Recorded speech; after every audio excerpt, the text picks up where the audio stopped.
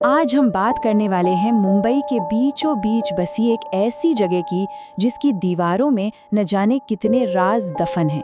और देखिए, ये कोई सुनी सुनाई कहानी नहीं है, ये एक डॉक्यूमेंटेड, एक दर्ज की हुई खौफनाक घटना है। इस जगह का नाम है मुकेश मिल्स। सोचिए, एक जमाना था जब ये जगह मुंबई की धड़कन हुआ करती थी, लेकिन आज ये अपनी खामोशी और हाँ, अपनी डरावनी कहानियों के लिए जानी जाती है। तो चलिए हम सब मिलकर इसी सवाल का जवाब ढूंढते हैं।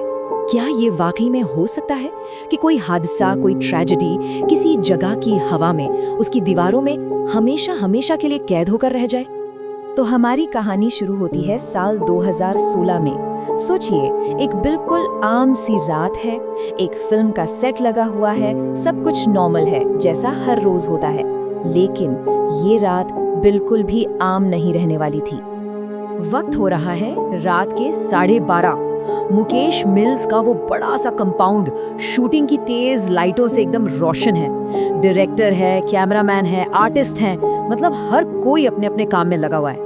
एवरीथिंग इज परफेक्ट, जैसा होना चाहिए। और फिर उस एकदम नॉर्मल माहौल में कुछ अजीब होता है। एक ऐसी घटना जो उस रात की पूरी कहानी को हमेशा के लिए बदल कर रख देगी। सेट पर एक्शन और कट की आवाजें गूंज रही हैं। सब कुछ बिल्कुल ठीक चल रहा है। किसी को जरा भी अंदाजा नहीं है कि अगले ही पल क्या होने वाला है। कि अचानक नेहा नाम की एक जूनियर आर्टिस्ट वहीं जमीन पर बैठ जाती है। उसकी आंखें खुली तो थीं, पर वो किसी को देख नहीं रही थी। ऐसा लग रहा था मानो वो वहां होकर भी वहां नहीं है। उसकी नजरें तो किसी और ही दुनिया में थीं। और फिर उसके मुंह से एक ऐसी आवाज निकली जिसने सेट पर मौजूद हर इंसान को कंपा कर रख दिया। एक भारी, मर्दों जैसी आवाज जो कह रही थी, ये जगह मेरी है। और उस आवाज में एक अजीब सा हक था, गुस्सा था। जाहिर है डायरेक्टर ने फौरन शूट रुकवा दिया। 3 लोग नेहा को उठाने के लिए आगे बढ़े, लेकिन उस दुबली पतली सी लड़की में न जाने कहां से इतनी ताकत आ गई थी कि वो तीनों लोग मिलकर भी उसे 1 इंच तक नहीं हिला पाए। लेकिन बात अब सिर्फ नेहा तक नहीं रही। ऐसा लगा जैसे नेहा की उस एक आवाज ने पूरी की पूरी मिल को ही जगा दिया हो। अब खौफ सिर्फ एक इंसान से नहीं, बल्कि पूरी जगह से आ रहा था। और फिर तो मानो केओस ही शुरू हो गया। मिल की वो दशकों पुरानी जंग लगी मशीनें अपने आप चलने लगी। कैमरामैन के मॉनिटर पर एक अजीब सी धुंधली परछाई दिखाई दी। फिर एक एक करके सेट की सारी लाइटें बंद होने लगी और उस घने अंधेरे में किसी के तेजी से दौड़ने की आवाजें गूंजने लगी। और वो परछाई क्या थी? लाइव फुटेज में तीसरी मंजिल की बालकनी पर सफेद साड़ी में एक औरत खड़ी थी। लेकिन जब कैमरा को जूम किया गया तो जो दिखा वो देखकर सबके होश उड़ गए। उसके पैर उल्टे थे। कहते हैं ये देखते ही कैमरामैन के हाथ से कैमरा तक छूट गया। इसी भागदौड़ और अफरा तफरी के बीच नेहा फिर से जोर से चीखी। उसकी आवाज में दर्द था, खौफ था।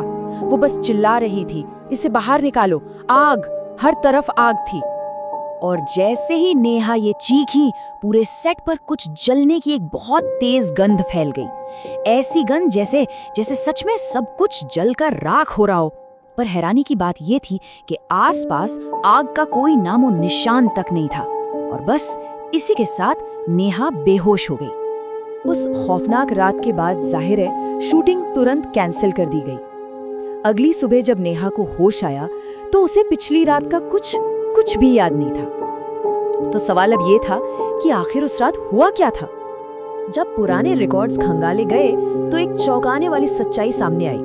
पता चला कि साल 1982 में मुकेश मिल्स में एक बहुत ही भीषण आग लगी थी। और उस आग में न जाने कितने ही मजदूर जिंदा जल गए थे। अब सोचिए, नेहा का आग के बारे में चिल्लाना, वो जलने की गंध का आना, क्या ये सब उसी भयानक हादसे का एक रिफ्लेक्शन था? देखिए, वो हादसा तो दशकों पहले हुआ था, लेकिन उसका खौफ आज भी मुकेश मिल्स की दीवारों में कहीं जिंदा है। और उस एक रात के बाद से वो जगह हमेशा हमेशा के लिए बदल गई।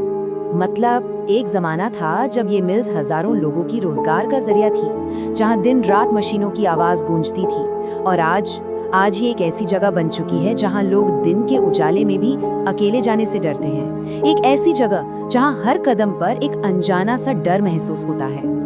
और उस घटना का असर इतना गहरा है कि आज भी अगर कोई फिल्म क्रू मुकेश मिल्स में शूटिंग करने जाता है तो कुछ रस्में जरूर पूरी की जाती हैं। काम शुरू करने से पहले नारियल फोड़ा जाता है, अगरबत्तियां जलाई जाती हैं और एक तरफ से उस अनदेखी दुनिया से इजाजत मांगी जाती है जिसका वहां वास माना जाता है। वहाँ के जो लोकल गार्ड्स हैं, जो उस जगह को शायद सबसे बेहतर जानते हैं, वो एक बड़ी अजीब बात कहते हैं। वो कहते हैं कि रात 3 बजे के बाद इस जगह पर या तो कोई इंसान नहीं होता या फिर इंसान अकेला नहीं होता। ये एक ऐसी हकीकत है जो शायद साइंस से परे है, लेकिन जिसे वहाँ जाने वाला हर शख्स महसूस करता है।